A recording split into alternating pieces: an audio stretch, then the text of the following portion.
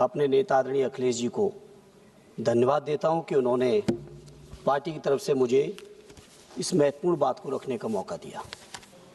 सभापति जी, निश्चित तौर पर नक्सलवाद देश की बहुत गंभीर समस्या है और इस गंभीर समस्या में हमारे हजारों जवानों ने अपनी कुर्बानियां दी, अपनी जान गंवाई, शहादत दी और शहादत देने के बाद देश को जो सरकार दावा कर रही है कि नक्सलवाद से मुक्त करा दिया, हम इस बात से तो सहमत नहीं है कि मुक्त करा दिया, लेकिन हाँ, इस बात को स्वीकार जरूर करेंगे कि नक्सलवाद में एक व्यापक सुधार और बहुत कमी आई है। इस बात को स्वीकार करना चाहते हैं।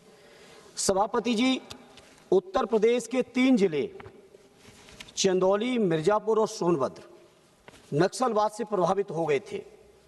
झारखंड छत्तीसगढ़ की सीमा का ये जिले थे, इलाका था। 2004 में नवंबर में उत्तर प्रदेश की पीएसी फोर्स के एक ट्रक को नक्सलवाद ने बारूदी सुरंग से हमारे बहुत सारे जवान शहीद हुए थे। उस समय उत्तर प्रदेश के अंदर सद्य नेताजी मुख्यमंत्री थे। सद्य नेताजी के पास पूरे उत्तर प्रदेश की फोर्स थी।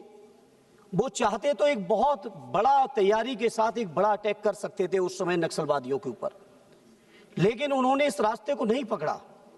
सभापति जी, घटना के तीसरे दिन पूरे उत्तर प्रदेश के इंटेलिजेंस फोर्स के मना करने के बावजूद मुख्यमंत्री की हैसियत से माननीय नेताजी उस समय का जो घटना स्थल था, उस घटना स्थल पर गए और घटना स्थल पर जाने के बाद वहां पे नक्सलवादियों से बातचीत की और बातचीत का माननीय सभापति जी ये परिणाम हुआ कि हजारों हजार नक्सलवादियों ने सद्य नेताजी की मौजूदगी में आत्मसमर्पण किया, पूरे के पूरे हथियार वापस किए। और जब नेताजी उस नक्सलवाद के कारण पे गए तो वहां के कारण था गरीबी, वहां का कारण था बेरोजगारी, वहां के कारण था तमाम तरह की जो असमानता, वहां का कारण था प्रशासनिक तमाम जो अत्याचार हैं। और वो जगह का नाम था सभापति जी मझगामा, डिस्ट्रिक्ट चंदौली में, जहां के हमारे सांसद जी बैठे हैं, और सोनभद्र के सांसद जी का वो गांव है मझगामा। चंदौली जिले के में गए, बासमती कोल के नेतृत्व में हजारों नक्सलवादियों ने आत्मसमर्पण किया। सभापति जी, इस घटना को मैं इसलिए बता रहा हूं और उस दिन का दिन है कि आज का दिन है, हमारा पूरा उत्तर प्रदेश नक्सलवाद से मुक्त है। इसलिए मैं इस मौके पर कहना चाहता हूं, सदैव नेताजी का वो अनुभव था कि नक्सलवाद को बातचीत से खत्म करना चाहिए। सभापति जी, जहां हम लोग नक्सलवाद के ऊपर चर्चा कर रहे हैं, वहां मैं समझता हूं नक्सलवाद के जो कारण हैं, उन कारणों पर माननीय गृह मंत्री जी बैठे हैं, बहुत सारे वरिष्ठ मंत्री बैठे हैं सरकार के, उन कारणों पर जाना चाहिए।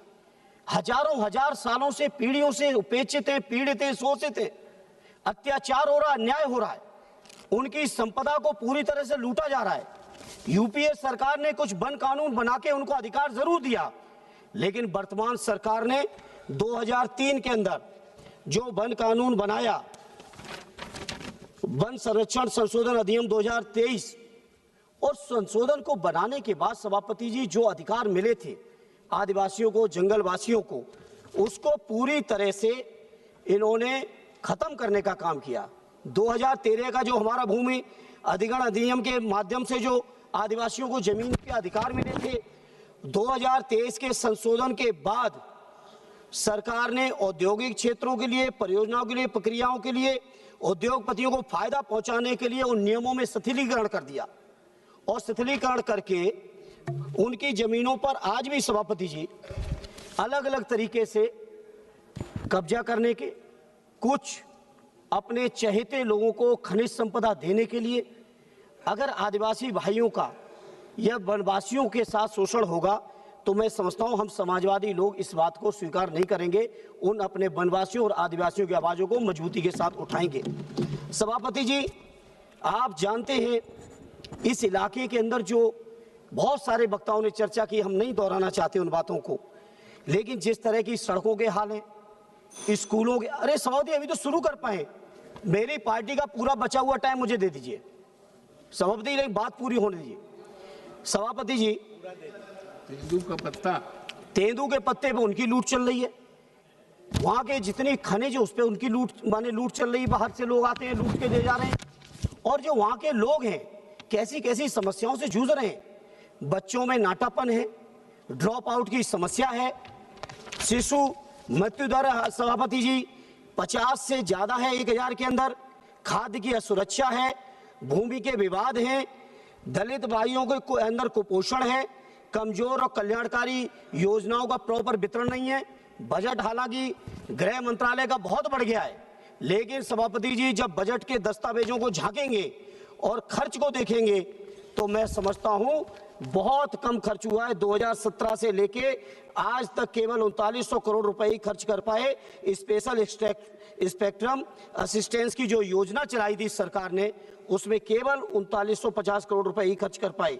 इसे सभापति जी मैं इस मौके पर कहना चाहता हूं कि ये नक्सलाइट की समस्या का समाधान केवल ये समाधान फोर्स के माध्यम से नहीं है। फोर्स तो एक जो काम कर रहे हैं वो अपनी जिम्मेदारी निभा रहे हैं, उस पर तो अगला बिल आएगा, हम बात करेंगे। लेकिन आज इस मौके पर मैं अपने आदिवासी भाइयों के लिए, अपने वनवासी भाइयों के लिए कहना चाहता हूं कि उनके इलाकों में स्कूल खुले, उनके इलाकों में सड़कें बने, उनके इलाकों में अस्पताल बने, उनके इलाकों को जो जरूरी चीजें वो मिले, उनकी जो जमीन का अधिकार हक है वो उन्हें मिले।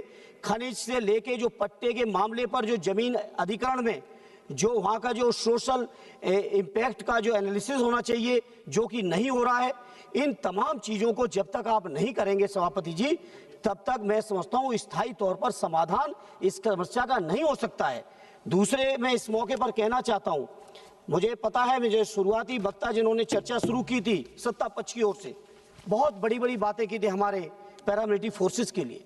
मैं समझता हूँ पैरामिलिट्री फोर्सेस को सम्मान देने का इस देश का हर व्यक्ति, हर नागरिक काम करता है। विशेष तौर पे हम समाजवादी लोग तो फौजी भाइयों के लिए, पैरामिलिट्री फोर्सेस के लिए विशेष सम्मान रखे हैं। लेकिन आज इस मौके पर मैं माननीय गृह मंत्री जी की मौजूदगी में कहना चाह रहा था, मैं इंतजार कर रहा था गृह मंत्री जी के सामने कभी मुझे कहने का मौका मिले। माननीय गृह मंत्री जी, बड़ा अफसोस होता है जब पैरामिलिट्री फोर्सेस के लोग आके मिलते हैं और कहते हैं कि हमारे जब कोई शहीद होता है, किसी की अभियान में कोई खत्म होता है, तो पैरामिलिट्री फोर्स का माननीय गृह मंत्री जी शहीद का दर्जा भी आपने वापस ले लिया है। बहुत अफसोस होता है सभापति। अभी माननीय सर्वोच्च न्यायालय ने पैरामिलिट्री फोर्सेस के जवानों के जो अधिकारी हैं उनको को एक न्याय दिया। केंद्र सरकार सर्वोच्च न्यायालय के फैसले को भी नहीं मानी, रिव्यू पिटीशन में गई, रिव्यू पिटीशन में भी केंद्र सरकार हारी। तो अब जाके केंद्र सरकार तब भी पैरामिलिट्री फोर्स के पीछे पड़ के एक कानून लाए हैं जो राज्यसभा में आज चर्चा में और पास होगा। जब लोकसभा में आएगा तो माननीय गृह मंत्री जी हम लोग व्यापक चर्चा करेंगे।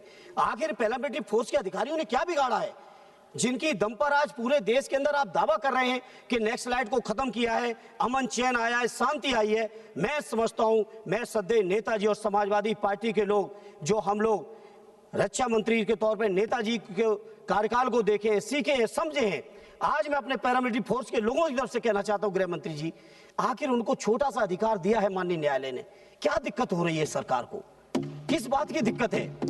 आखिर उनको छोटा सा अधिकार न्यायालय ने दिया, उसको भी आप स्वीकार करने को तैयार नहीं हो, तो कैसे पैरामिलिट्री फोर्स? केवल कोई पदों का सवाल नहीं है, फोर्स के मनोबल का सवाल है। फोर्स के मनोबल को बढ़ाइए, ये हमारी इस मौके पर गृह मंत्री जी आपसे मांग है। और साथ ही साथ नक्सलाइट जो समस्याएं हैं, इन समस्याओं के लिए बहुत सारे सुझाव हैं, लेकिन आप समय उतना नहीं दे पाएंगे सभापति जी। बहुत सारे सुझाव हैं आपके लिए, जिन सुझावों पे अगर विचार करेंगे तो ये समस्या जो अभी आपने जी आप लीजिए ना समय। बहुत बहुत धन्यवाद माननीय मंत्री जी, बहुत बहुत धन्यवाद। मैं बता रहा हूँ, उन्हीं समस्याओं के बारे में चर्चा कर रहा हूँ। जब आपने टाइम दिया तो आपको बहुत बहुत धन्यवाद। 15 मिनट में हम सब आ जाएंगे। अब जब आपने समय दे दिया है तो छत्तीसगढ़, झारखंड, उड़ीसा, महाराष्ट्र, 4 बड़े राज्य जो नक्सलाइट इलाके से प्रभावित हैं, उन इलाकों की अलग अलग समस्याएं हैं और चुनौतियां हैं। इसमें एक चुनौती है बच्चों के नाटापन की छत्तीसगढ़ के अंदर, जब आपने समय दिया है तो धन्यवाद आपको। कुपोषण जो मोर देन 40% कुपोषण हो रहा है केवल इस बात के लिए कि उनका खराब टीकाकरण किया जा रहा है, और बार बार होने वाले हिंसा से स्कूल और अस्पताल केंद्रों बाधित हो रहे हैं, मृत्यु दर बढ़ी हुई है, खाद्य की असुरक्षा बढ़ी हुई है, विस्थापन बढ़ा हुआ है, भूमि विवाद बढ़े हुए हैं, उच्च आदिवासी दलित जनसंख्या, पुराना कुपोषण, भूमि विवाद, कमजोर कल्याणकारी योजनाएं, वितरण का मौसमी पलायन, ये समस्याएं हैं माननीय गृह मंत्री जी। छत्तीसगढ़ के अंदर मोर देन 40% बाल कुपोषण बढ़ा हुआ है। झारखंड के अंदर खूंटी में अधिकारियों के प्रति वहां की जनता में अविश्वास है। स्कूल छोड़ने की दर मोर देन 20% है, खराब कवरेज योजना के कारण। झारखंड के पलामू में सूखा खाद्य की असुरक्षा बनी हुई है। उड़ीसा के अंदर बच्चों में नाटापन, गांव की सड़कों की पहुंच, बारिश के अंदर गांव का कट जाना, काम के लिए उच्च पलायन, ये समस्या है माननीय सभापति जी। आदिवासियों की, गरीबों की स्वास्थ्य योजनाओं की कम होना, उड़ीसा के कोरापुट में गरीबों की स्वास्थ्य योजनाओं की कमी होना, उच्च खाद्य असुरक्षा है, बिजली स्वास्थ्य के केंद्रों का अभाव है, महिलाओं में मोर देन 60% एनीमिया की दिक्कत है माननीय सभापति जी आदिवासी इलाकों में।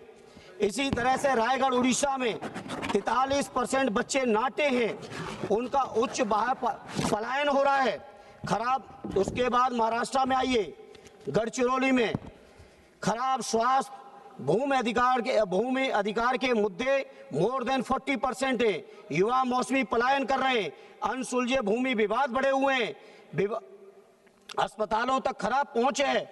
महाराष्ट्र के चंद्रपुर में शिक्षा की बुनियादी कमियां हैं, औरंगाबाद बिहार में उच्च गरीबी रेखा, स्कूल का कम ठहराव, खराब बुनियादी ढांचे हैं। ये तो सभापति समस्याएं हैं। अब आप अनुमति देंगे तो समाधान भी हम बताएंगे। आप दीजिए अनुमति, देंगे समाधान भी देंगे। एकदम संक्षिप्त, एकदम संक्षिप्त। ये सभापति जी समाजवादी पार्टी की कोई दस्तावेज नहीं है, ये केंद्र सरकार के नीति आयोग 2023 की रिपोर्ट है, कैग ऑडिट रिपोर्ट 2023 की है, पीएमजीएसवाई प्रगति रिपोर्ट 2023 की है। इस रिपोर्टों के अंदर ही हम समस्याओं और इनके समाधान को बता रहे हैं। क्या बता रहे हैं? डोंट प्रॉम्प्ट हिम, बोलिए। इसलिए सभापति जी खत्म करें।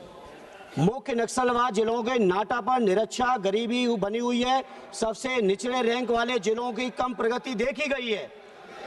आज केवल सुनिए ही नहीं, कमेंट ना पास करिए, इनका समाधान भी करिए, इसलिए पढ़ रहा हूं। केवल बहुमत पाके कमेंट पास करने से समस्याओं का समाधान नहीं होने जा रहा है। पहले माननीय सभापति जी, मैं अपनी पार्टी की ओर से, अपने नेता आदरणीय अखिलेश यादव जी की ओर से, यहाँ पे आपके माध्यम से माननीय गृह मंत्री जी मौजूद हैं, सरकार के बैठे सारे लोग मौजूद हैं, उनसे अपील करेंगे कि आदिवासी लोग हमारे भाई हैं। कुछ चुनिंदा उद्योगपतियों के लिए करोड़ों आदिवासियों को उजाड़ने का प्रयास न करिए। उनको अपने हक, अधिकार, न्याय, उनको भी सम्मान का जीवन, मौलिक सुविधाएं, मूलभूत जितनी भी देनी चाहिए वो सारी दीजिए, ये हमारी अपील है। और सद्य नेताजी ने जो रास्ता सुझाया था माननीय गृह मंत्री जी, नक्सलवाद खत्म करने का, उससे बेहतर दूसरा कोई रास्ता नहीं है। बहुत बहुत धन्यवाद। डॉक्टर जी तनुजा रानी।